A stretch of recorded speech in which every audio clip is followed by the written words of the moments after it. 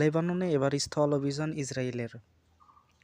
নিরাপত্তা অঞ্চল প্রতিষ্ঠার লক্ষ্যে দক্ষিণ লেবাননে স্থল অভিযান শুরু করেছে দখলদার ইসরায়েল। ইসরায়েলি সেনাবাহিনী এ তথ্য জানিয়েছে। খবর আল জাজিরার।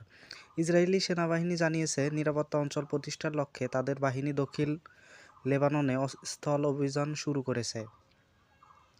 এদিকে ইসরায়েলি প্রতিমন্ত্রী ইসরায়েল কাটজ জানিয়েছেন, তিনি সেনাবাহিনীকে লেবাননে আরও কিছু নতুন অবস্থান দখলের নির্দেশ দিয়েছে। সামাজিক যোগাযোগ মাধ্যম এক্সে দেওয়া এক পোস্টে তিনি বলেন, ইসরায়েলের সীমান্তবর্তী বসতিগুলোতে যাতে আর গোলাবর্ষণ না হয় সেজন্য প্রধানমন্ত্রী বেনিয়ামিন নেতানিয়াহু এবং আমি সেনাবাহিনীকে লেবাননে অতিরিক্ত নিয়ন্ত্রণযোগ্য এলাকা দখলের অনুমোদন দিয়েছি। মঙ্গলবার ৩ মার্চ ভোরের দিকে বৈরুতে সিরিজ হামলা শুরু করে ইসরায়েল। বাংলাদেশ সময় মঙ্গলবার ৩ মার্চ ভোর ৫:৩০টার দিকে এ হামলা চালায় ইসরায়েলি বাহিনী। লেবাননের সরকারি তথ্য অনুযায়ী শুধুমাত্র একদিনে দেশটিতে ইসরায়েলের হামলায় ৫২ জনের মৃত্যু হয়েছে। এছাড়া আহত হয়েছে ১৫০ শতাধিক।